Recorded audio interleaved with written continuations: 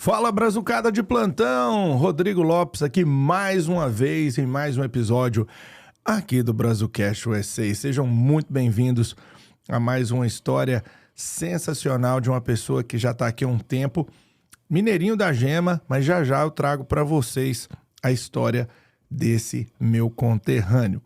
Para você que está chegando de paraquedas e não conhece ainda o projeto Brazucast, a gente traz aqui vários imigrantes que um dia decidiram começar a vida aqui, ingressar a vida aqui nos Estados Unidos, na terra do tio Sam.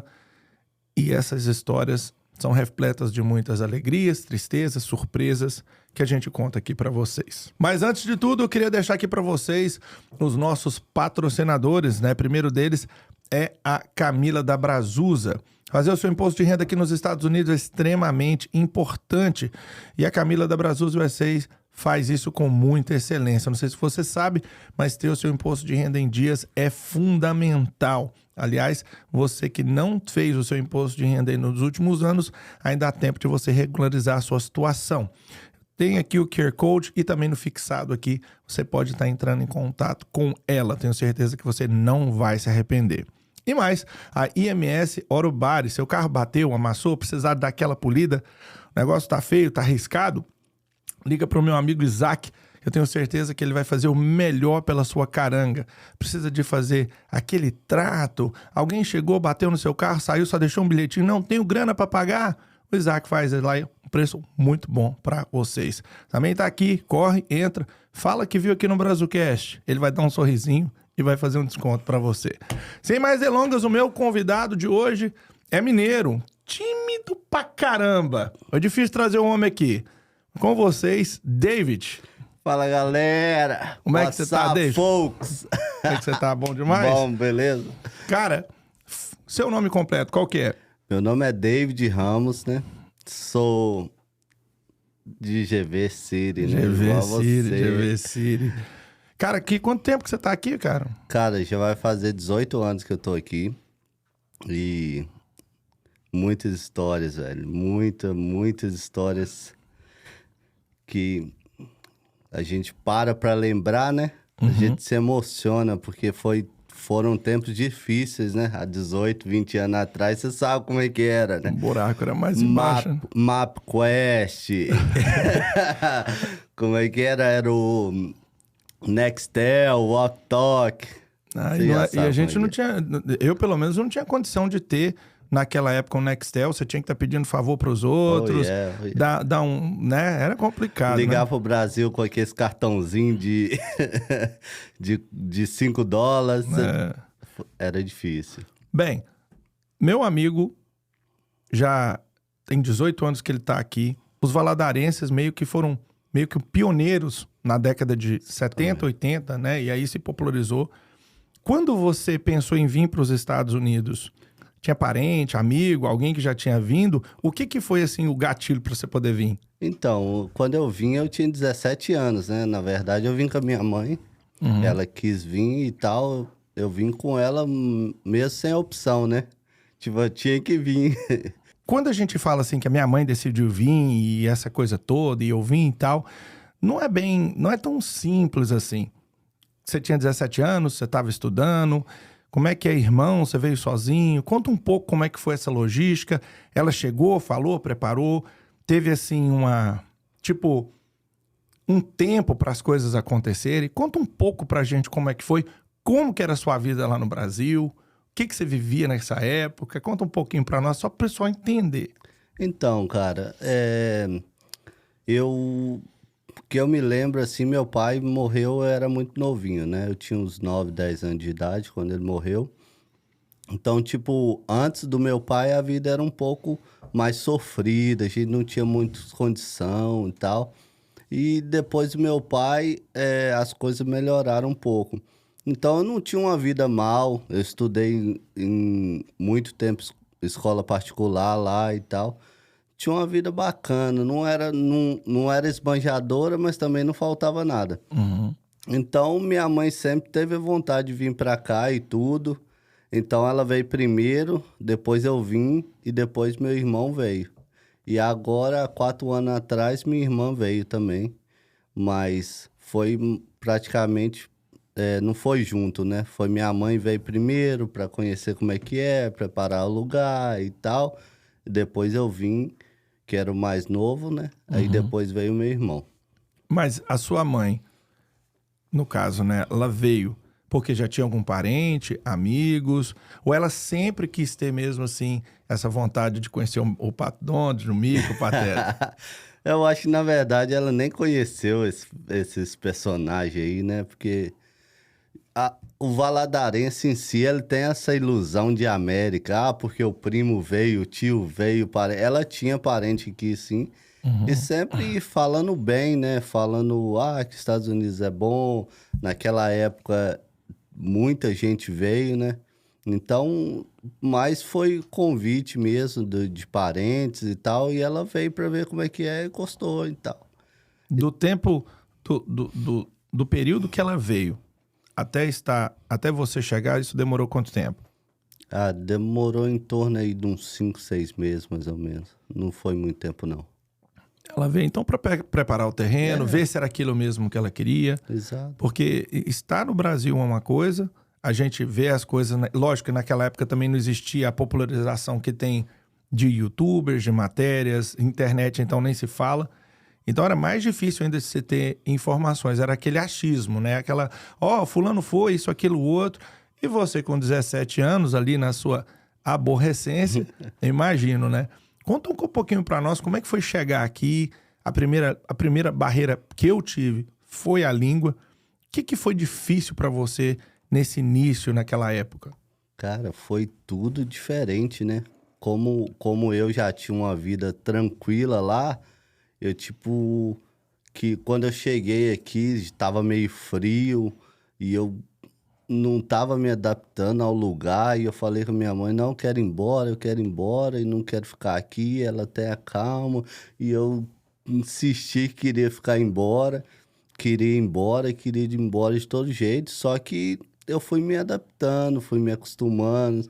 Aí eu entrei na escola, fiz amigo no high school e tal, e aí fui me adaptando à vida daqui, entendeu? Mas na verdade foi bem difícil, né? Para um adolescente, assim, um jovem de 17 anos, mudar assim de uma hora para outra é bem complicado. Como é que foi a questão da escola que você está falando que foi difícil? Naquela época já tinha muito brasileiro nas escolas como tem hoje aqui? Tinha bastante brasileiro. Quando eu entrei no high school, na verdade, os meus 3 primeiros meses foram aula em português, de Portugal. Os professores só falavam comigo em português, porque sabia que em inglês eles falassem, eu não ia entender nada, né? Então, foi bem, tipo, legal, assim, nessa parte que eles tentaram me ajudar dessa forma, porque se eu tivesse entrado já tendo que me virar em inglês, eu ia ficar super perdida, e aí... Sabe o que é o mais legal de tudo de ter as pessoas aqui no meu podcast? É que eu te conheço há tanto tempo, mas em nenhum momento de todo o período que eu te conheço, a gente nunca teve essa conversa. Não. Eu não sei absolutamente nada. E eu não fiz as perguntas para você antes, porque eu gosto da minha reação ser totalmente genuína. Eu não sabia nem que você tinha vindo para cá com 17 anos. Eu cheguei aqui com 19 e há algumas facilidades quando a gente chega mais cedo, principalmente para aprender a língua. Para quem chega com uma certa idade mais avançada, é um pouco mais difícil. Você acha que a maior dificuldade para você de todas, a adaptação, frio, porque o governador Valadares é quente, tem pernilongo que parece morcego, não é? Quem é de ver sabe o que eu tô falando. Você levanta de noite, você tromba parecendo que tá... Você olha assim, ele acabou de virar assim. Para você, de todas, para mim, sem sombra de dúvidas, foi a saudade do Brasil associada com o inglês, que foi... Eu ainda aprendi a falar rápido, para te falar a verdade. Para você, você acha que foi o quê? A falta, o inglês? O que te pegou mais? Eu acho que o inglês é a primeira coisa que pega a gente, né? Mas a cultura americana é uma cultura é um pouco meio fria, né? Não tem o abraço, aquela enturmação que tem no Brasil. Eu sentia muito falta das conversas que a gente tinha na porta da casa. A gente fazia aquela fogueira, botava aquela batata doce ali, ficava conversando sem ter... praticamente o compromisso, né? Eu era jovem, então não tinha tão compromisso assim com contas, essas coisas. Então, o que pegou foi isso. O inglês é que pegou mais e a cultura é totalmente diferente. Você começa a comer carne doce, teriyaki, essas coisas que em Valadares, Milho doce. naquela época, a gente rolava. nem imaginava, né? Você falou que a sua mãe veio, depois você, depois seu irmão, depois sua irmã. Seu irmão veio quanto tempo depois de você? Meu irmão veio praticamente junto comigo, questão de 1 ou 2 meses de diferença. Ele é mais velho, mais Ele novo? é mais velho. E a sua irmã? E minha irmã é a mais velha. Ah. Sua mãe, chegando aqui, 3 filhos, é complicado, né? Ela teve algum suporte de um amigo, de alguém, família? E no que ela foi trabalhar na época? Minha mãe sempre foi muito guerreira, né, cara? Minha mãe, ela sempre correu atrás de trabalhar, de dar o melhor pra gente. Então, praticamente sozinha, né? Ela é cabeleireira, então ela começou a fazer os trabalhinhos dela, cabelo e tal, e conseguiu criar a gente. O meu irmão já era maior de idade também, e minha irmã chegou agora, né? Mas o meu irmão ajudou também em partes, a gente alugou um apartamento e ele sempre ajudava, até eu começar a trabalhar também, né? E ajudar aí de alguma forma. Você começou com que idade a trabalhar, bicho? Cara, Preguiçoso.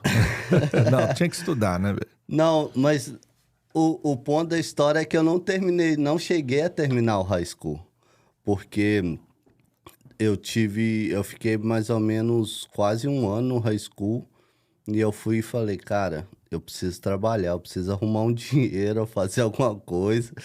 E eu fui pra construção, velho. Fui trabalhar no framing. Foi seu primeiro emprego. Foi meu primeiro emprego. Sofri, cara, sofri, porque o frio, aquelas madeiras congeladas, você sabe quando chove, depois congela e... Vira um pedaço de pau o negócio.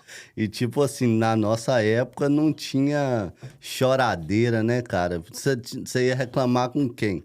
Você não tinha como nem ligar pra ninguém pra reclamar. Ou seja, tinha que engolir o choro e trabalhar, velho. Porque há 20 anos atrás, você sabe que era, tipo assim, direitos de trabalhadores era muito menos do que tem agora, né?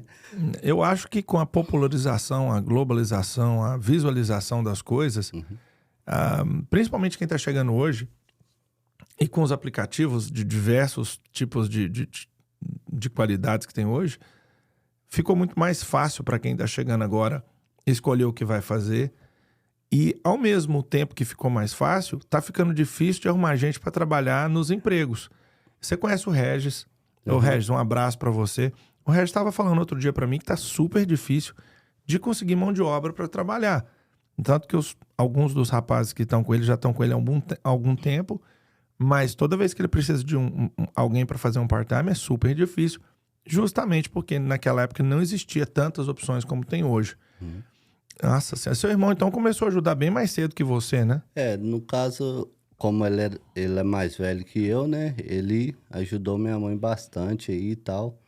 Mas foi tempo bem difícil, porque como eu não tinha, né, experiência nenhuma, e eu tinha que trabalhar, e ele também, meu irmão sempre foi mecânico no Brasil, ele começou a trabalhar com 8 anos de idade.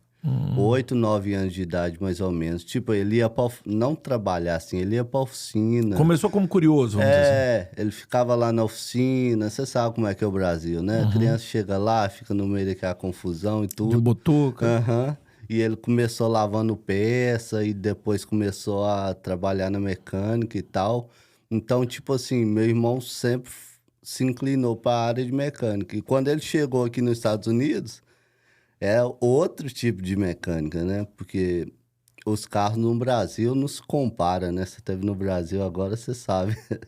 Não se compara com os carros aqui. Então, ele teve que se readaptar ao estilo aqui, mas também trabalhou na construção muito tempo, trabalhou no frame, fez muitas coisas até chegar na área dele, né? Às vezes a pessoa que está nos vendo aqui não sabe. Você pode explicar o que é o framing para as pessoas entenderem? O framing aqui é praticamente o esqueleto da casa, né?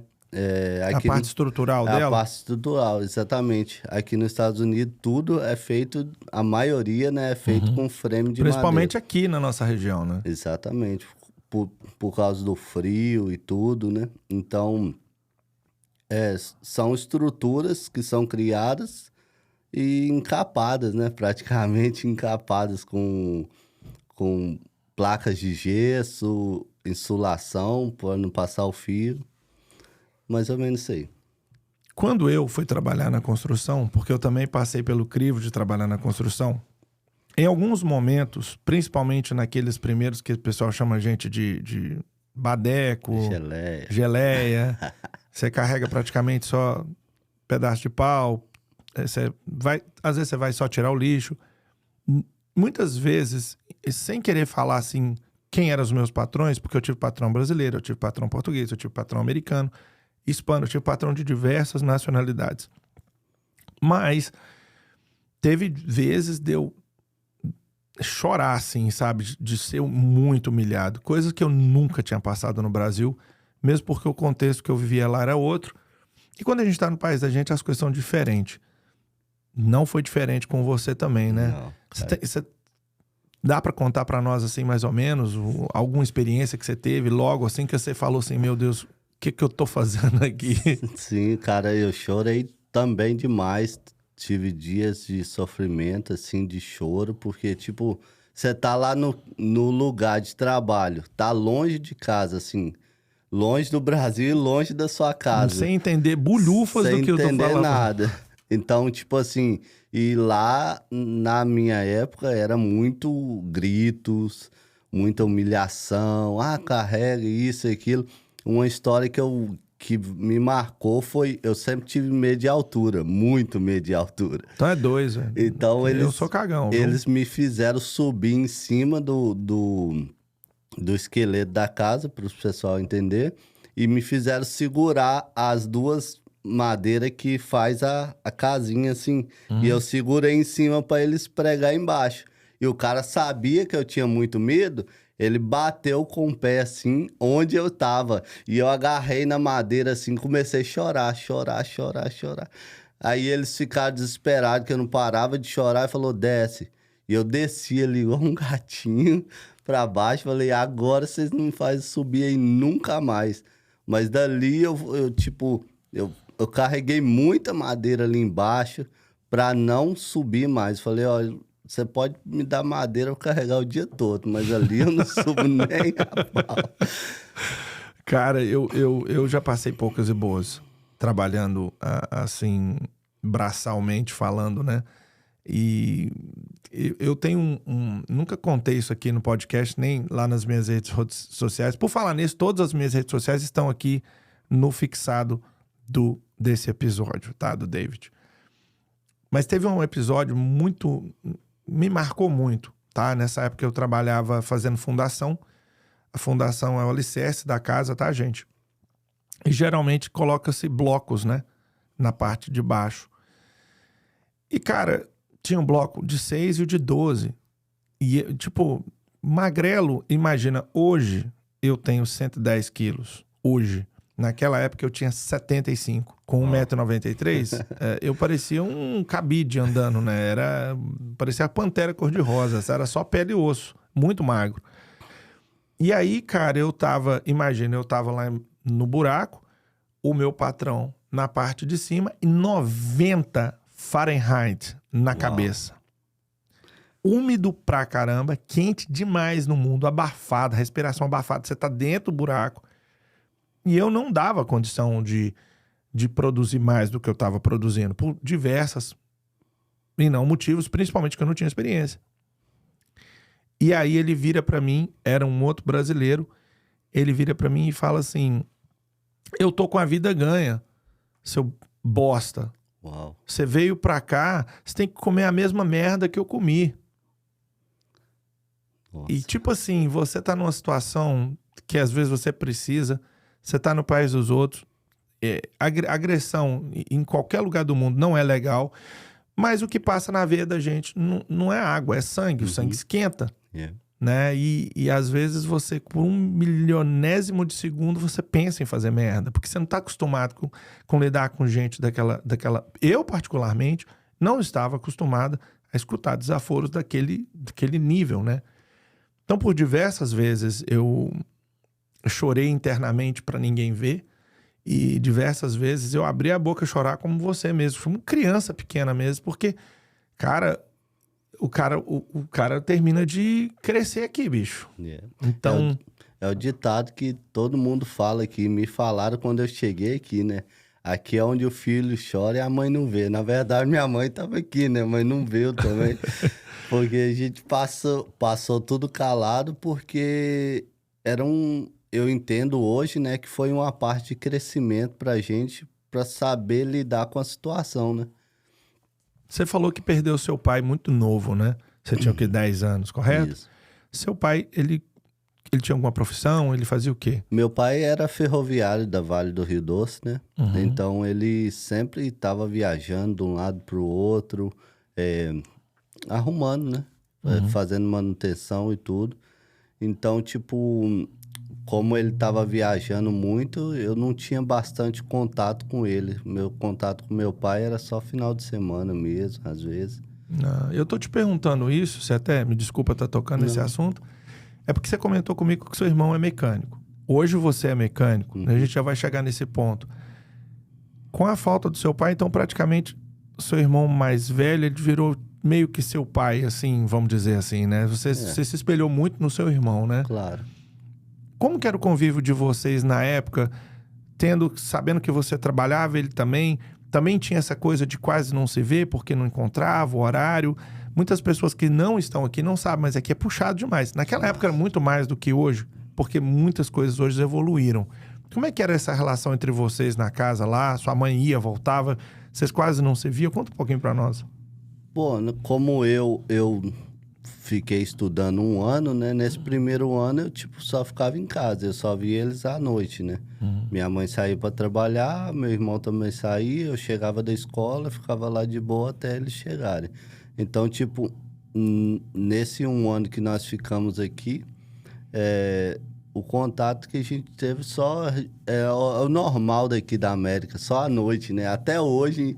Você vê, eu costumo falar que a gente, devagarzinho, a gente vai vendo que a gente vive no trabalho e visita a casa. Você ficou quanto tempo trabalhando no que você fazia? Você já foi direto para o que você faz hoje ou você experimentou algumas outras áreas? Pintura, algum tipo de outra coisa assim? Então, depois do frame, eu fui trabalhar com tile, né? Que é cerâmica aqui. Eu trabalhei muito tempo com cerâmica, eu fazia manutenção sabe o shopping de Elizabeth, Short Hills, esse lugar? Geralmente, quando a máquina passa, ele costuma quebrar alguma cerâmica. Aí eu ia lá, tirava a cerâmica, botava uma nova e fazia o reparo. E era sempre assim... Pô, mas aí você já tinha feito um upgrade legal demais. Você já tava meio que patrão. Porque de você sair da construção para você estar nesses lugares que você falou... Gente, para você que não conhece aqui, o shopping, né, de Short Hills, que fica aqui perto, top. É um lugar top. O de Elizabeth nem tanto. Mas, pô, você já tava meio que patrão ali, né? Não, era Paramos, Short Hills, Bronx. Era tudo a região em volta aqui, 3 estados eu estava fazendo, entendeu? E meu sogro trabalhava nessa companhia. Meu sogro é muito experiente nessa área de cerâmica e tal. E aí ele me colocou nessa companhia. Uma companhia americana que eu tava engatinhando inglês. Então ali foi onde eu dei um boom no meu inglês, porque eu fui obrigado a aprender o inglês, entende? E chegou um tempo que, tipo, eu é que tava fazendo a tradução pro pessoal, porque eu tava me adaptando bem à língua, porque eu fiz uma amizade com o filho do dono, e eu sempre ficava perguntando, what is this? What is that? E sempre perguntando, ele falava, cara, isso é muito chato. E eu ficava, tipo assim, levando na brincadeira, sabe? Mas ele ensinou muita coisa pra mim no inglês, assim. Quando você fala meu sogro, então nós estamos falando de quanto tempo que passou desse momento até você já ter aí a sua esposa? Ou você já estava namorando com ela? Então, depois mais ou menos um ano e pouquinho, eu já comecei a namorar com a minha esposa, né? Brasileira também? Brasileira, Juliana, I love you. E então eu comecei a namorar com ela e ele foi me ajudando, né? Nesses passos aí de me profissionalizar e ter uma renda para mim tomar a decisão de casar e tal. Então foi de suma importância aí a ajuda dele. Seu sogro é muito inteligente. Eu vou arrumar um jeito desse rapaz ganhar dinheiro, que é pra poder ele pegar a mala com cuia e tudo. Não tô chamando você de mala, Juliana, pelo amor de Deus, maneira de falar. Então, vamos lá. Você veio, sua mãe foi fazer as coisas dela, o seu irmão também foi quebrar a cabeça, você conheceu o Juliano, seu sogro entrou, então o negócio começou a tomar forma, você já começou a tomar mais gosto pelas coisas, você já arrumou um emprego melhor. Sim. Quando foi que entrou a mecânica nesse meio tempo? Porque, tipo assim, parece que você já nasceu mecânico pra mim, né? Porque desde quando eu te conheço praticamente, quer dizer, bem antes, te conheço tem muitos anos. Mas toda vez que eu vejo você na minha cabeça, vem você com roupa de mecânico e tal, e mexendo com o carro, fazendo as instalações elétricas que você faz. Sim. Quando é que foi essa viravolta? Então, a mudança foi em 2008, né? Você lembra que teve a crise, né? A crise de 2008 no setor imobiliário e tudo parou. Na questão de construção, parou tudo. E eu me vi numa situação, pô, o que eu vou fazer agora, entendeu? Parou o trabalho. E aí, eu conheci um rapaz que ele tinha uma mecânica, eu falei, cara, deixa eu trabalhar aí para aprender.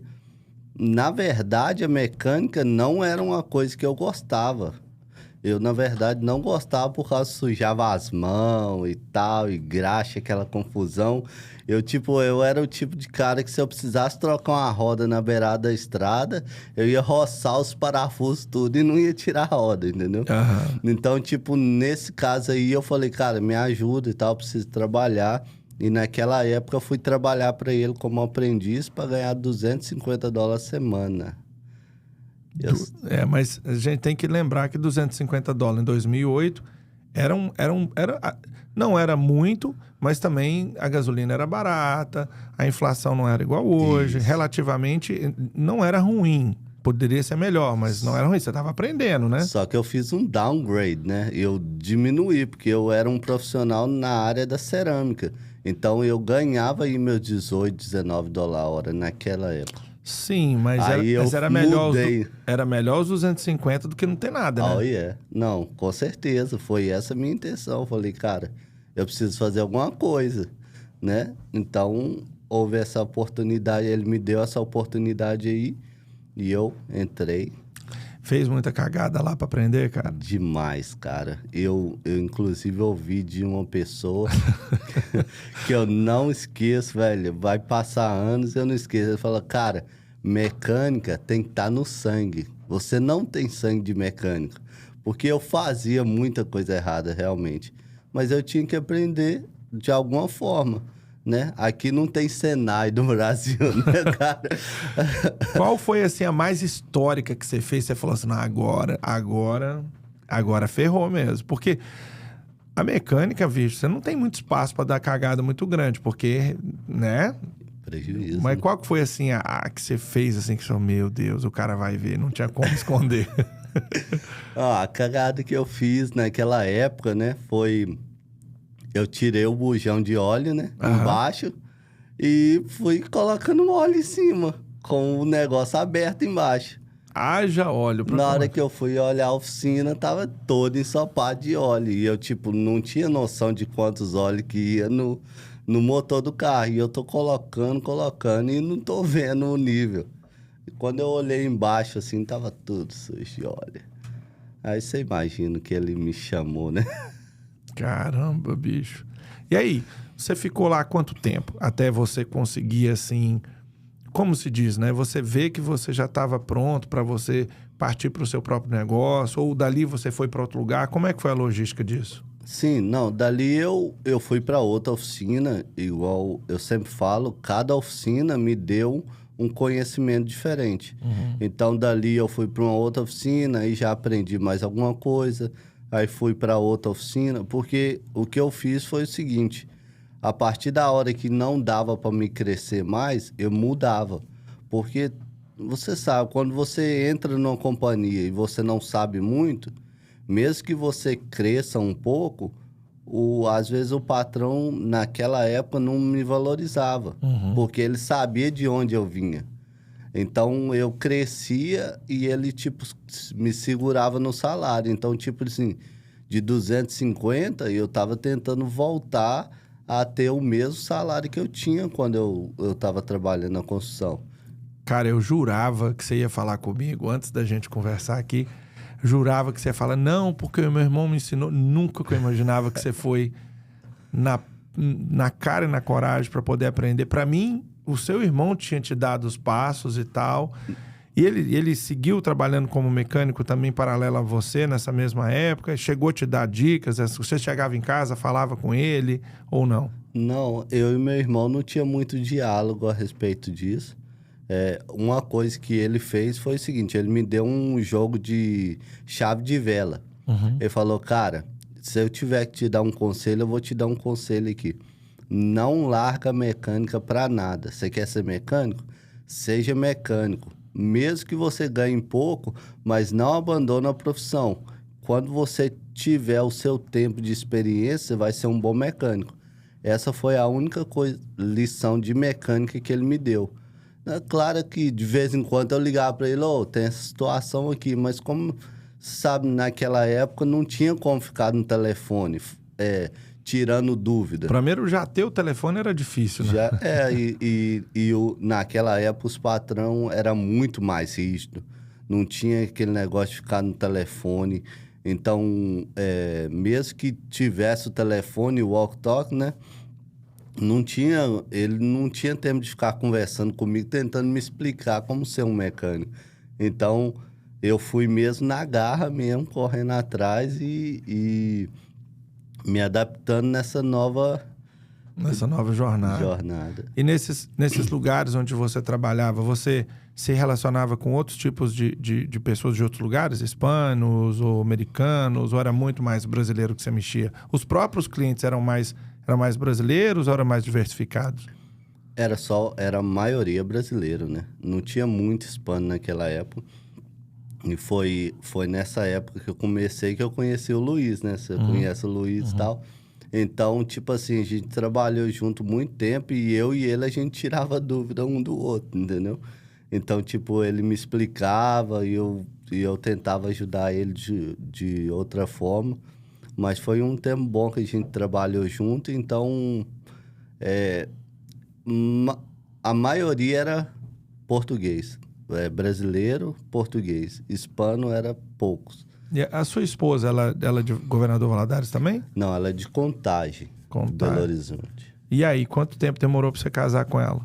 Cara, demorou aí por uns 5 anos, cara. 5 anos você ficou enrolando a moça, cara? Não tinha jeito, né, cara? Eu tipo assim, eu tinha uma percepção que pra mim casar, eu tinha que ter uma condição financeira muito boa.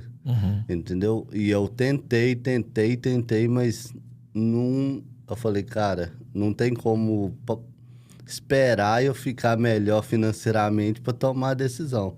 E a gente casou, mas naquela época mesmo, ela ganhava muito mais que eu.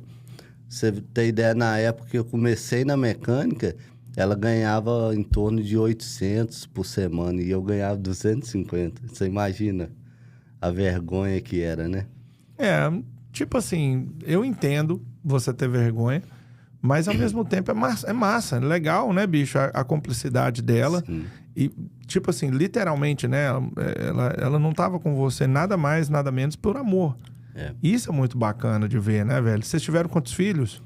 A gente tem 2 filhos. 2 filhos. Um menino e uma menina, né? A Hannah tem 3 e o Lucas tem 6. E como é que foi ser pai nos Estados Unidos, cara? Sabe, me fazem muito essa pergunta a respeito de filho, a respeito de parto, e quanto que custa isso, aquilo, outro. E meio que eu me tornei pai também, tenho 2 meninas também. E é meio que a gente só aprende vivendo, não tem jeito. Por mais que as pessoas falem, isso, é aquilo, outro, mas é ali na hora do vamos ver. Como é que foi pra você, pra sua esposa? Como é que foram os medos, as incertezas, as dúvidas?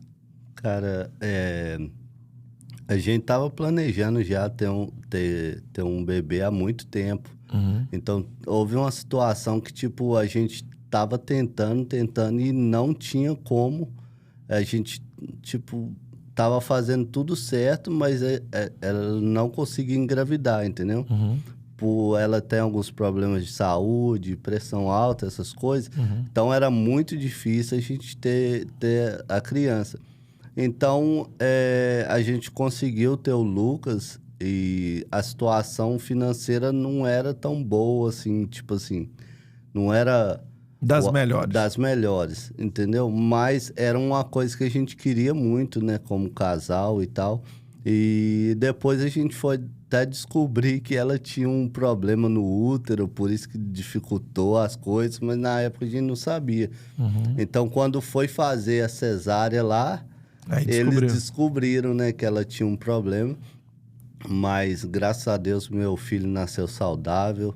Nasceu no 4 de julho. Sério? Sério, velho. 4 de num julho. dos feriados mais comemorados aqui nos Estados Unidos, nasce seu filho. Pô, todo mundo lá se divertindo, sei lá, comemorando com o filhão nascendo. Pô, mas agora é legal, né? Que toda festa de 4 de July eu levo ele pra ver os fogos. Eu falo, olha, isso é o aniversário, entendeu? Ele tá com que idade hoje? Ele tá com 6 anos. E a menina? A menina tá com 3.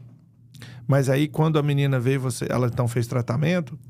Aí a gente fez um tratamento e tal, e o acompanhamento já era mais intenso, né? Porque já sabia o problema. Já sabia o problema. Então, aí foi bem acompanhado pelos médicos. Inclusive, aqui, cara, o tratamento médico aqui é excepcional, cara. E eu não imagino como é no Brasil, mas eu sei que aqui, cara, o tratamento é 10. Eu conversando com você, eu vejo que... Eu acho que você tem as mesmas dúvidas que eu tenho, porque eu tenho mais tempo aqui do que do Brasil, né? Praticamente eu vim me formar mesmo, a minha fase adulta aqui. Então, não vivi muitas experiências, mesmo tendo tido uma vida muito intensa, mas eu vim me formar mesmo, assim, me conhecer como pessoa aqui nos Estados Unidos. Conheci a minha esposa pelo Instagram, fui no Brasil conhecer ela. E ontem nós estávamos deitados, antes de dormir, a gente estava trocando umas ideias. E falando sobre a vida, como que são as coisas, como que pode, né? Diante de todas as coisas no mundo, eu conhecer ela, viajar tantos quilômetros para chegar até a ela. E aí a gente estava ali meio que agradecendo a Deus, né? Antes da gente deitar, a gente faz a nossa oração, agradecendo por todas as glórias. Já aconteceu de você olhar para sua esposa, sentar com ela e falar, gente, olha tudo que aconteceu. Tipo assim, como que pode? Porque, cara, eu não sei você, mas às vezes eu tô voltando às vezes do leilão, eu tô olhando para a estrada assim, gente, olha onde é que eu tô. Isso não passa com você também, cara? Direto, cara, direto. Às vezes a gente se deixa pegar pelo dia a dia, né? Parecer normal, mas a gente tem um privilégio muito grande de estar aqui, dos nossos filhos ser americanos, da gente poder dar uma condição melhor para eles, né? Igual a gente tava falando das coisas do Brasil, que são caríssimas, e aqui a gente consegue dar uma condição melhor para eles, um estudo melhor. Então, às vezes eu paro para pensar assim com ela, assim, o que a gente passou, né, cara? Igual a gente tá sentando aqui, tá conversando da nossa história, se a gente parar mesmo para sentar e olhar o que que nos fez ser o homem, a mulher que que minha esposa é hoje, foi muita coisa que tá envolvida, muita coisa que aconteceu, e a gente tem que ser muito grato, né? Eu sou muito grato a Deus por onde ele me colocou agora, né? Que legal. Sua esposa, ela trabalha, ou quando ela chegou aqui ela trabalhava, o que ela fazia? Como é que foi mais ou menos assim no caso dela? Minha esposa era gerente do Subway, né? Do sanduíche. Então, Pra ficar bem claro, ela não trabalhava no metrô, não. Alô, galera do metrô, tamo junto. então, Essa foi a melhor. então ela, tipo, ela foi gerente muito tempo do Subway, depois ela foi pra faxina, né? Ela trabalhou pra uma pessoa, depois comprou as casas, ficou muito tempo na faxina. E eu, tipo, aí já comecei a me aventurar como dono, né, de oficina. Eu montei minha oficina e fui trabalhar para mim e comecei a ser conhecido, né? Muita gente começou a me ligar e fazer meu trabalho. Mas ela, agora, nesse momento, ela cuida das minhas crianças, né? Ela Né? fica em casa e tal, e ela, agora que as crianças já estão encaminhadas na escola, ela tá fazendo um coaching, né? Ela certificada já aqui no Brasil, ela começou esse trabalho de coach aí. Né? Às vezes as pessoas... Muitas pessoas... Eu tenho amigos que falam, minha mulher não trabalha, só fica... Rapaz, olha, tem dias que a minha esposa e a minha mãe saem e eu fico com minhas duas filhas em casa, sozinho. Que trabalho, bicho. Trampo, viu? Uhum. E Cara, chama a você o gente tempo tem que todo. valorizar a esposa da gente muito. Porque fica em casa. Se você acha que a sua esposa não trabalha, fica em casa, faz o que ela faz. É trampo. É difícil. E outra, arruma, desarruma milhões de vezes. Criança não tem juízo, cara. E eu creio que, tipo assim, a mulher, nesse ponto aí, ela é apta para conseguir fazer isso aí. Porque eu creio que um homem, igual eu me vendo na situação dela, cuidando das crianças em tempo integral, ficava louco, cara. Porque é muita coisa que a pessoa tem, que a mãe tem que ficar atenta, porque a criança quer pôr o dedo na tomada, quer ligar o gás, quer subir na mesa, quer fazer as coisas. Normal, né? Tá conhecendo o mundo. E tem que ficar atento, né, cara? É bem. Se você pudesse, hoje, você tá com que idade hoje? 36. 36. Se você pudesse olhar, encontrar com você com 17. Se você pudesse ir lá atrás, andando, encontrar com você, dar um abraço em você, olhar para você com 17 e dar um conselho, qual conselho que você daria? Caraca, velho. Eu nunca me imaginei assim. Essa pergunta é complicada. Mas o que eu falaria pra mim mesmo com 17 anos é não perca tempo com coisas fúteis. Eu perdi muito tempo com coisa imatura, né? Coisa fúteis. Então, não tenha tempo para perder tempo. Exato, não tenha tempo para perder tempo. É. Eu provavelmente eu faria todas as coisas que eu fiz. Todos os erros que eu cometeria todos eles da mesma forma. Talvez eu também não perderia tanto tempo como eu perdi. Talvez eu tivesse feito algumas coisas de uma forma um pouco diferente. Mas não me arrependo de nada que eu fiz. Você conheceu o meu pai. Para quem não sabe, muitos dos meus serviços de carros foi foi o David mais o Luiz que fizeram. Hoje cada um tem o seu próprio trabalho. O David tem o próprio trabalho dele, o Luiz tem. Falando isso, Luiz, um abraço para você. Tamo junto aí. Mas durante todo esse período que a gente trabalhou junto, eu sempre vendo vocês ali e tal, conheci sua esposa, conheci seus filhos. Eu sempre admirei você, sempre achei você um guerreiro, sempre bom na massa. E assim, essa amizade que se criou é muito bacana, né? E hoje você tá numa empreitada diferente, né? Conta um pouquinho pra nós, como é que tá a sua mecânica hoje? Eu tô vendo ali a Dave Oro, como é que você tá fazendo hoje? É um pouco diferente, né? Sim, eu fiquei um tempo na Flórida, né? Uns meses na Flórida. Andando de Ferrari. Você sabe, né? Eu falo que essas experiências são experiências que se eternizam, né? Através de fotos e tal. Então, tipo, eu sou um cara muito intenso na vida, né? Não sei se você me acompanha direto, então eu sempre tô fazendo uma coisa ou outra, eu sou sempre intenso, porque... Andando de moto e pá. Exato. Porque o que eu ouvi de um rapaz, o Paulão, eu acho que você deve conhecer, o que a gente leva dessa vida é a vida que se leva. Sim, mais nada, bicho. Não Então, tem... então, tipo assim, quando eu voltei da Flórida, eu tô tentando, né? Tô conseguindo implantar aqui o sistema móvel de mecânica. Ou seja, muitas pessoas, eu vi que no sistema daqui agora, as pessoas saem de manhã para trabalhar, muitas vezes 4, 5, 3 da manhã, e não tem como levar o carro no mecânico. Porque eles têm que ir para o trabalho. Chega no trabalho, eles têm que pegar a van e ir para outro local. Então, eles não têm essa mobilidade, tipo assim, levar o carro dele no mecânico, depois pegar um carro e ir para o trabalho, entendeu? Então, eu visando isso, falei, cara, eu vou montar isso aí. E graças a Deus tem dado certo. Cara, eu tô lotado de trabalho, graças a Deus.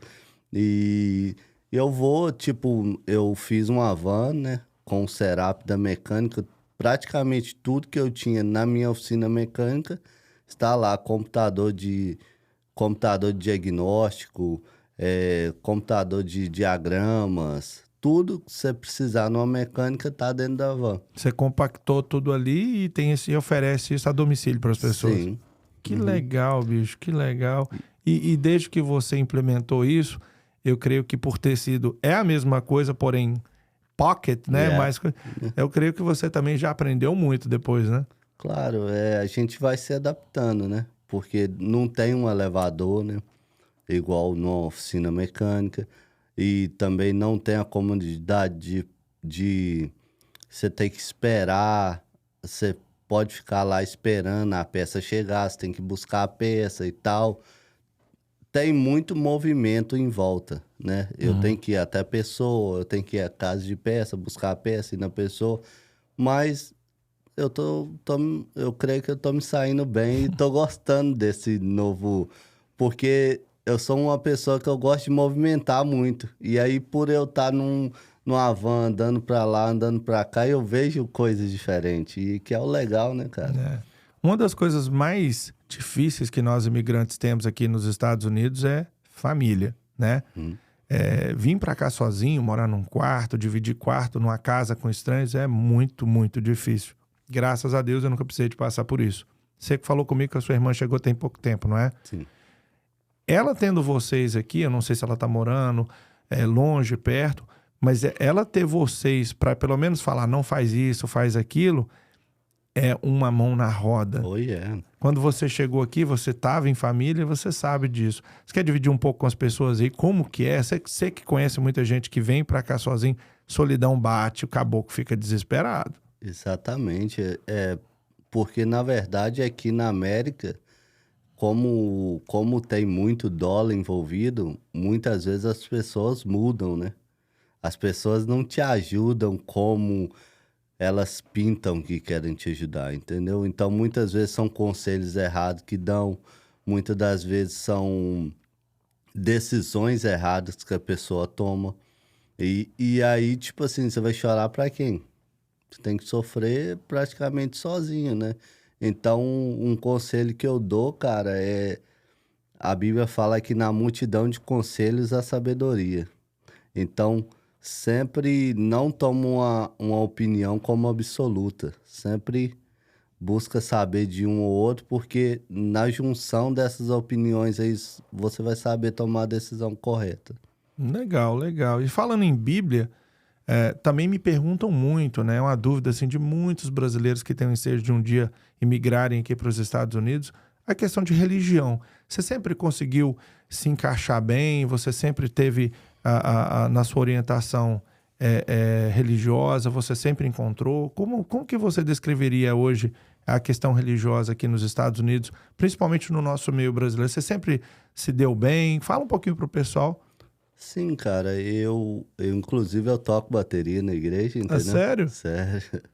Eu toco bateria na igreja, então, tipo assim, eu sempre achei na igreja uma comunhão de irmãos, né? Pessoas que me ajudavam com conselhos, ou às vezes com alguma oração, porque a gente vem para esse lugar, a gente fica meio. À mercê. É, Você fica meio à deriva, né? a gente não fica perdido, porque o jeito que a gente vive no Brasil, se você trouxer ele para cá, você não consegue. Então você tem que se adaptar à maneira americana de viver.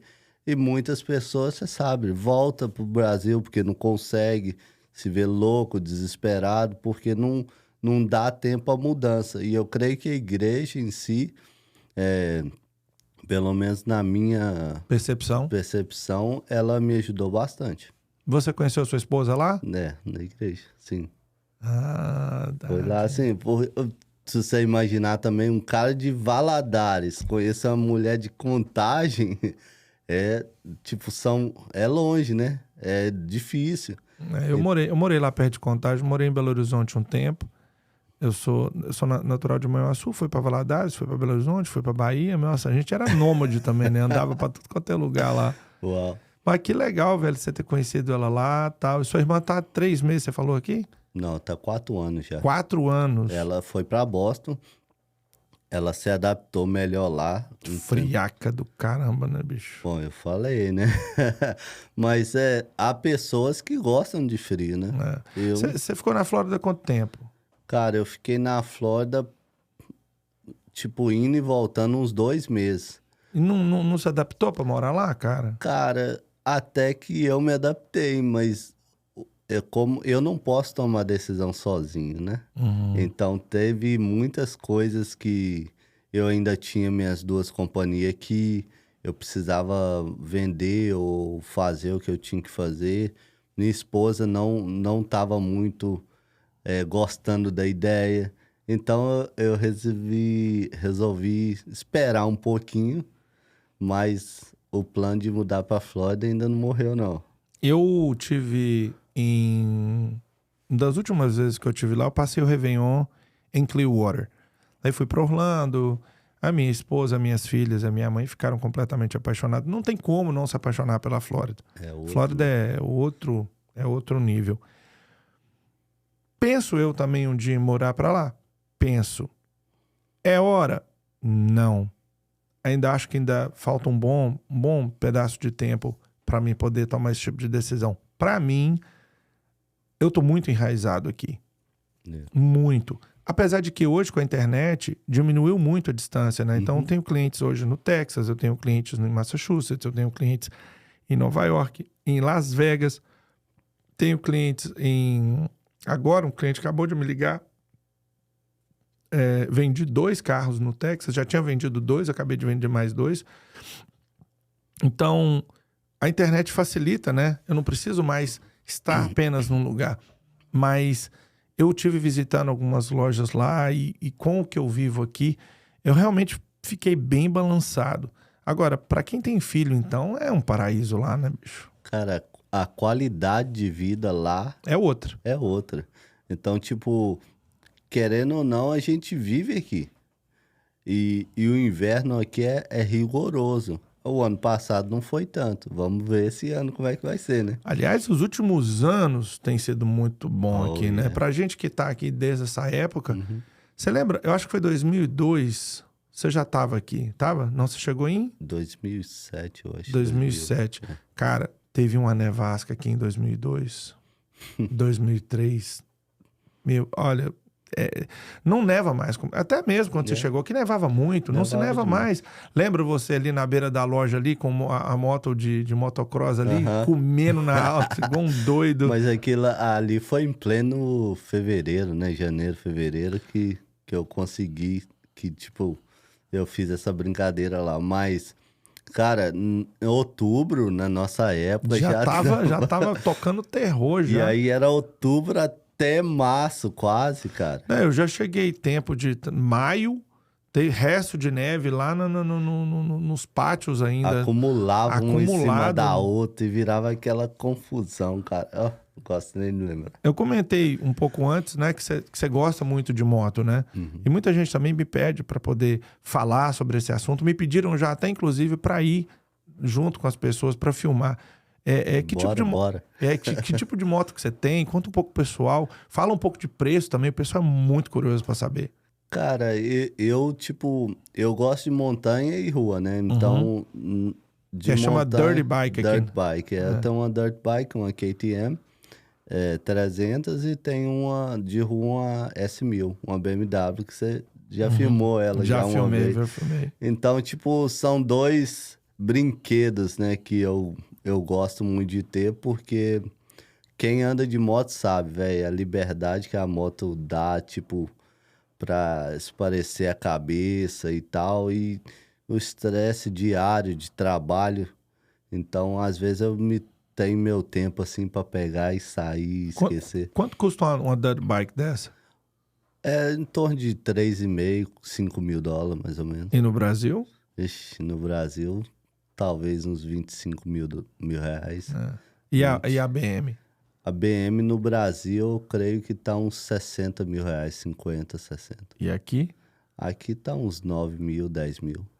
Vale lembrar que não adianta pegar o valor e multiplicar por 4, por 5. É como se as pessoas que estivessem lá pudessem comprar ela aqui pelo mesmo valor por um. É como se pudesse comprar ela lá por 9 mil reais. Exato. Porque a gente ganha dólar e gasta dólar. A gente não gasta real. Então, às vezes, as pessoas fazem a conta. Tem muito carro que é o mesmo preço aqui de lá se você converter. O problema é o poder de fogo, que não é o mesmo. Oh, yeah. Né? Um assalariado, muitas vezes lá, não vai conseguir ter o poder de fogo de comprar o que um assalariado daqui tem o poder. Principalmente porque aqui, toda semana, o cara tem dinheiro no bolso, né? Sim. Semanal, lá é mensal. O fluxo é alto, né? Quando você... Eu não sei com que frequência você fala no Brasil. A sua mãe continua aqui? Minha mãe tá aqui. Quando você fala com algum amigo seu no Brasil, quando você liga lá e você comenta, tem alguém que você olha e fala assim, nossa, se fulano tivesse aqui, tava voando baixo, e você tenta atender a pessoa, não dá nem aí? Cara, vários amigos meus, né? Tipo assim, a impressão que eu tenho quando eu falo no Brasil é que o pessoal parou no tempo, né, velho? Os seus amigos? Meus amigos, tipo assim, conseguiram um trabalho assalariado e vão vivendo dia após dia, mas, tipo assim, não tem uma perspectiva, tipo, eu vou juntar tanto até o fim do ano, eu vou comprar isso, porque, tipo, é tão apertado o orçamento que às vezes a pessoa fala, eu vou só viver, que viver tá de boa, entendeu? Então, mas eu tenho muitos amigos lá que, tipo, se viesse pra cá, cara, com a inteligência que eles têm, mas muitos deles também nem faz questão de vir também. Você tem o sonho de voltar a morar no Brasil? Não. Difícil essa pergunta, né? Pra mim, tipo, não é que é difícil. Eu, sem sombra de dúvida, não tenho intenção de voltar pro Brasil por causa os filhos também, os né? Os filhos, eu creio que os meus filhos não vão se adaptar bem lá pelo tipo de vida que vive aqui. E eu também, pelo jeito, o estilo de vida aqui. Aqui você tem a liberdade de andar com o que você quiser, de fazer o que você quiser, e não ter medo de ser assaltado, sei lá. Faz tempo que eu não vou no Brasil, então, tipo, eu não me vejo no Brasil, sim, para morar, não. Eu tô para fazer um vídeo e eu dei essa respirada bem funda, porque eu sei que quando eu fizer o vídeo falando da minha experiência lá, eu sei que algumas pessoas vão entender, outras vão me criticar e outras vão entender não entendendo. Mas a verdade, eu vou dar uma palhinha aqui, eu nem conversei muito sobre isso com você. Eu fiquei até 2015 sem ir. Aí fui lá para conhecer a minha esposa, conheci e só voltei agora porque o green card dela demorou muito tempo por causa da pandemia, né? Cara, uma mistura de sentimentos tremenda. Do mesmo lado que você fica feliz demais porque você tá revendo pessoas, amigos, enfim. E quando você passa por alguns lugares que te fazem lembrar daquela época que você vivia lá, é massa. Mas aqui também tem muitos problemas sociais como lá tem. Mas a insegurança que eu senti me incomodou muito. Yeah. A insegurança e o medo da impunidade de alguma coisa acontecer e ficar por isso mesmo. Isso resume, em poucas palavras, o que eu senti na parte ruim de estar no Brasil. Às vezes, o medo de paravam a moto do meu lado com aquela caixinha atrás, eu já ficava com medo, porque é o que você vê. Não estamos generalizando, mas você vê muita gente sacando, assaltando, e enfim. E isso acontece corriqueiramente no Brasil hoje. E na minha forma de pensar, eu acho que a impunidade está muito grande. Então as pessoas estão deitando o cabelo lá, e não são todos os lugares, mas é a grande maioria. Então eu fiquei muito dividido. Naquele momento que está tudo bom, eu pensava, nossa, eu queria morar aqui de volta. Eu perto pensei, da família, exato. né? Mas à medida que o tempo foi passando, que eu fui ficando, e que meio que as pessoas que eu já tinha que ver, eu vi, as pessoas que queriam me ver já me viram, as pessoas meio que estavam começando a voltar para a vida delas, e aí foi ficando tudo normal, e aí eu já não era novidade mais, e aí eu comecei a ver as coisas, eu falei, nossa senhora, tem que ir embora. Yeah. Não por não ser patriota, Sim. porque eu nasci brasileiro, sou brasileiro, vou morrer brasileiro. Eu acho hipócrita o cara que se naturaliza americano e bate no peito e fala, sou americano. Não é bosta nenhuma, você se naturalizou. Você nunca vai deixar de ser brasileiro. Sangue, né? Nunca. Sangue Nunca, brasileiro. nunca, nunca. Mas é realmente difícil, porque é o nosso lugar, é o nosso povo, é o nosso sangue, é a nossa cultura e as nossas raízes. Mas o maior pecado é você conhecer o outro lado da moeda. Sim. Quando você conhece o outro lado da moeda, sem que você queira, você compara. Então, às vezes, eu vou conversar com alguém que não conhece o lado de cá e eu escuto, você tá cuspindo no prato que comeu. Mas eu viro para a pessoa e falo, por que você não vem ver o que eu tô falando? Daí você, depois que você vê o que eu vejo dos dois lados, aí você me dá a sua opinião sincera. Porque aqui tem tudo de problemas, só que é num nível totalmente diferente. Vai ter corrupção? Tem, mas é num nível escalado. Uhum. E as coisas não ficam impunes como ficam lá. Aí outro dia eu tava numa rede social e o cara falou, mas aí tem assassinato em massa. Sim, aqui tem. Agora, eu fui comentar com um cara que em tantos anos que eu tô aqui, nunca uma criança veio pedir dinheiro pra mim na rua ou falar que tá com fome. Aí o cara virou, mas na Pensilvânia, num lugar isolado, por conta de uma situação... Uma criança eu acho difícil. Não, ele falou comigo que tem tipo uma Cracolândia, né? Uhum. Não sei aonde, não sei o quê. Aí as pessoas pegam lugares totalmente isolados com uma situação ali que tá acontecendo e tenta generalizar para poder usar como desculpa. Todos os lugares que eu fui no Brasil, sem exceção, todos, tinha criança na rua. Uhum. Sempre, todos teve. E pedindo comida, corta o coração da gente. Você vai ver, você vai voltar lá agora, você vai ver. Porque, por mais que esteja incluído no nosso contexto, quando você sai fora do contexto e volta, aí é que você vê. Você fala, rapaz, eu corto o coração, bicho. Difícil. A questão do Brasil, nesse momento, eu creio que não é uma opção de ir, né? Mas tudo pode se mudar, né? Há esperança para o Brasil, do mesmo jeito que há esperança para qualquer outro lugar do mundo. Então, eu creio que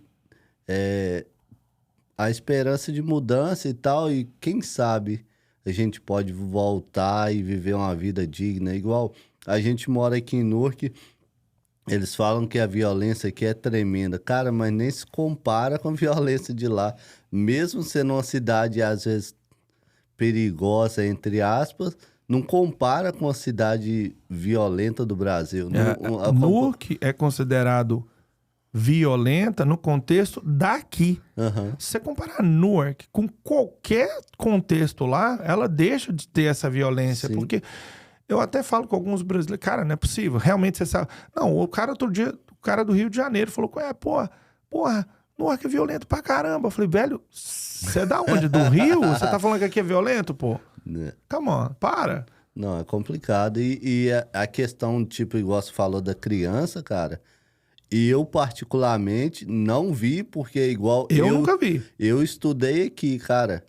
Se eu faltasse de aula 2 vezes, minha mãe é chamada na escola e vem aquele tipo conselho tutelar, aquela confusão, porque, tipo, eles levam a criança, o adolescente aqui com seriedade. Então, eu nunca vi um adolescente, uma criança à toa na rua, assim, sem assistência, porque se eles vê, eles tomam providência, levam para um shelter, qualquer coisa. Não precisa nem de ver, basta os outros ver e falar. E falar. E todo mundo fala. E, tipo assim, funciona na hora. É questão de, tipo, de você ver e ligar, dá pouco tempo tá a polícia lá, querendo saber onde que tá. Então, tipo, esse negócio da criminalidade, de lugares que tem pessoas drogadas, infelizmente, é normal no mundo todo, né? Se você for aqui, em qualquer lugar do mundo, vai ter essas exceções.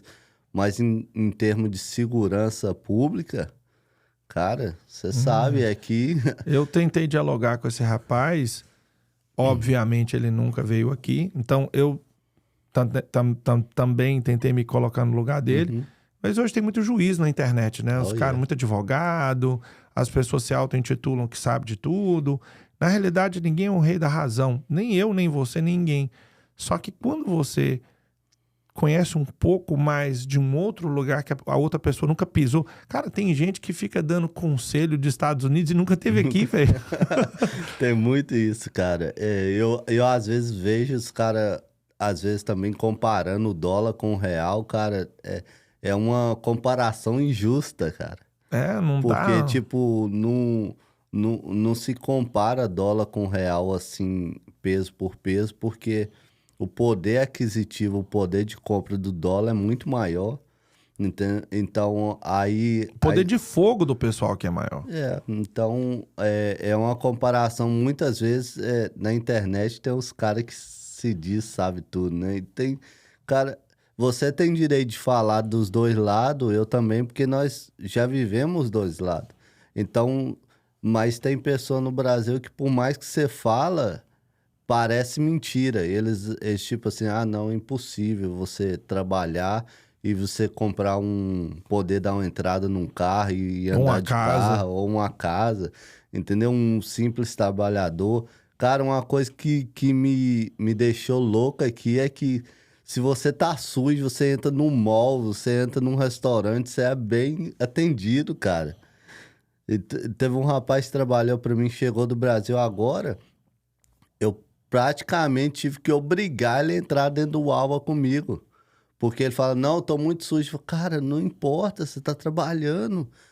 Não. Aí teve um dia, eu me sujei todo, falei, agora nós vamos entrar lá, nós dois sujos, você vai ver. E ele viu que ninguém olhou diferente para ele, a gente entrou de boa, comprou o que tinha que comprar e saiu. Então é uma coisa que às vezes eu acho que o povo brasileiro...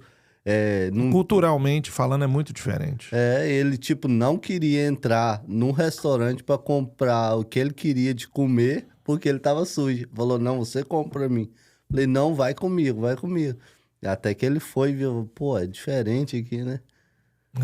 Tem uma frase que, eu não sei se foi o Jô Soares, eu não sei quem falou, não importa nesse momento também quem falou, disse que as pessoas valorizam as coisas erradas nos lugares, né? Então, muitas coisas, sabe, lá no Brasil as coisas são muito caras, as coisas são muito caras, e aqui as coisas são muito baratas, mas a mão de obra que é muito valorizada.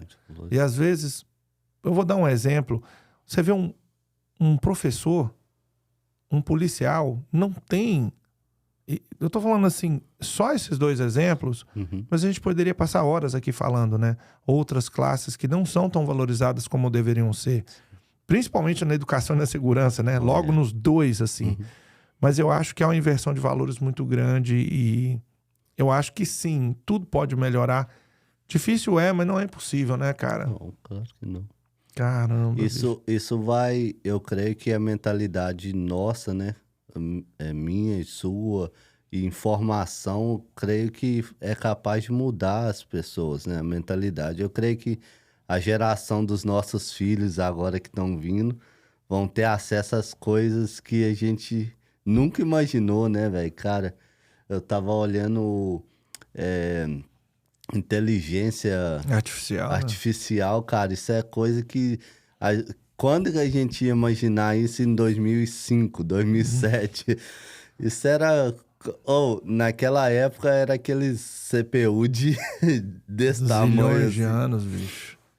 Ai, cara, tem muita coisa acontecendo. Eu tenho até me retratado nas minhas redes sociais. Tem algumas coisas que estão acontecendo que eu... Tem coisas que estão acontecendo que eu fico, caramba, olha que sensacional. Tem outras que estão acontecendo, eu falo, rapaz...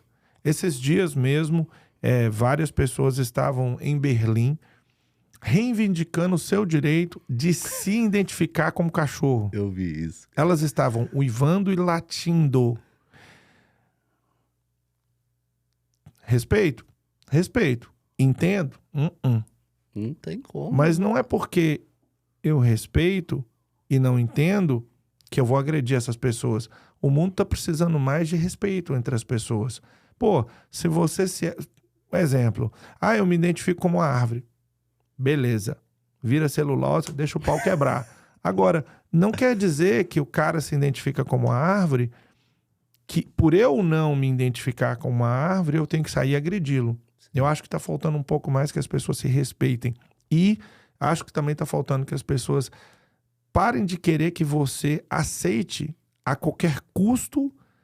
Tipo assim, vamos supor essas pessoas aí que se identificam como cachorro. Aí você encontra com um ser desse, você fala que você... Não, que não é o que você aceita. Ela e esse grupo, às vezes, se revolta contra você e quer forçar você a engolir isso e aceitar. E aí você cruza o respeito do outro, né? Que acaba justamente ali nessa linha. Então tá faltando um entendimento da realidade... É de um respeitar o outro, cara, e parar com essa palhaçada. Porque no final das contas, gente, todo mundo é igual, apesar de que umas pessoas acham que não são, né? Eu não me identifico como cachorro, não como ração. É complicado, cara. Essas pessoas... O problema que eu penso é ela se achar um cachorro ou um animal, qualquer coisa, beleza. Que ela viva a vida dela do jeito que ela acha melhor. Mas, né, tentar obrigar a gente a acreditar que isso é verdade, nem cientificamente se comprova uma coisa dessa. Não é só, não é só tem... aceitar. A pessoa, por exemplo, a pessoa se identifica com um cachorro. Ela quer que na identidade dela tem que estar lá a raça do cachorro que ela se identifica. Eu quero ser um Cocker Spaniel. Eu quero ser um York. Tipo... Olha pra você, bicho. Tu não é um... Ok, você quer? Ok, mas... Hello? É difícil, cara. Mas, infelizmente, a gente tá entrando numa era que essa liberdade tá meio que passando do limite, né, mano? Tipo, é uma liberdade... Ok, você pode ser livre, mas, cara... Pô, não tem como você explicar uma situação dessa. Diferente de qualquer coisa. Hoje, se você pudesse dar conselhos para pessoas que possam um dia se interessar em vir morar aqui ou em qualquer lugar do mundo, porque eu não acho que é os Estados Unidos. Eu acho que a experiência de morar fora do Brasil, diferente de qualquer lugar que você vai, ela já é única e ela já transforma você. Hoje, com a experiência que você tem, com esses 18 anos nas costas, com as profissões que você aprendeu, com as dores de cabeça que você teve, com o sofrimento que você teve, o que você tem de lição para passar para as pessoas, de conselho para elas? Cara, eu acho que a única pessoa que vai te dizer se você vai dar certo ou não é você mesmo. Porque eu posso virar para qualquer profissional hoje no Brasil e falar, pô, não vem não que você não vai dar certo. Eu já vi cara que no Brasil, tipo assim, não conseguiu desenvolver e aqui rapidinho ascendeu e fez o seu business crescer e tudo. Então, vai depender da resiliência da pessoa, né? Se a pessoa é uma pessoa que, tipo assim, tá decidida, porque não é fácil. Se eu falar com você que você vai sair do Brasil falando português, vai chegar nos Estados Unidos e do nada você vai entrar na janelinha, igual tem muita gente que vem, cara, já vem, cara, pra ser patrão. Um rapaz que trabalhou comigo, cara, ele veio com o dinheiro dele todo e montou uma oficina, tipo assim, de cara e coragem. Vou montar. Não deu certo. Por quê? É nome diferente, o sistema diferente, o jeito que trabalha diferente, tudo.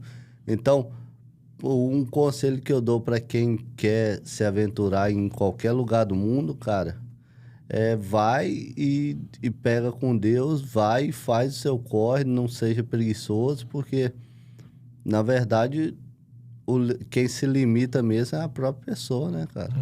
Eu agregando ao que você está falando, as pessoas às vezes falam, qual que é o melhor lugar para chegar? Quem vai fazer o lugar é você, não é o lugar. Não é o lugar que vai te fazer. Se fosse o lugar, só tinha gente de sucesso em Massachusetts. Oh, yeah. Só tinha gente de sucesso na Flórida. Cara, quantas pessoas de sucesso estão no Brasil? Quantas pessoas dão certo no Brasil? Eu tenho amigos que saíram daqui, voltaram e estão bombando lá. O lugar é apenas... vamos dizer assim, é só o cenário. O ator principal da sua vida é você. Cara, esse cara falou bonito agora, hein, bicho? Isso dá um corte, né, velho? Nossa cara, senhora. Eu falo, eu dou por experiência, meu irmão hoje mora no Brasil. Voltou para Valadares e tal. Ele tem uma oficina de mecânico na casa dele e ele tá dando bem, porque ele voltou com a mentalidade americana. Ele não voltou com a mentalidade brasileira. Ele se adaptou à realidade dele lá, mas com a mentalidade de quem já esteve aqui. Então, hoje ele tem a casa dele, ele tem as coisas dele. E tá fazendo acontecer. Tá de boa. E eu pergunto pra ele, qual a sua intenção de vir pra cá? Nenhum. Não quer vir pra cá. Fala, cara, eu só vou pra ir pra passear. Talvez, levar meus filhos na Disney. Eu tô de boa aqui, tranquilo. Então, eu acho que se a pessoa quiser mesmo, no Brasil ou aqui, certo que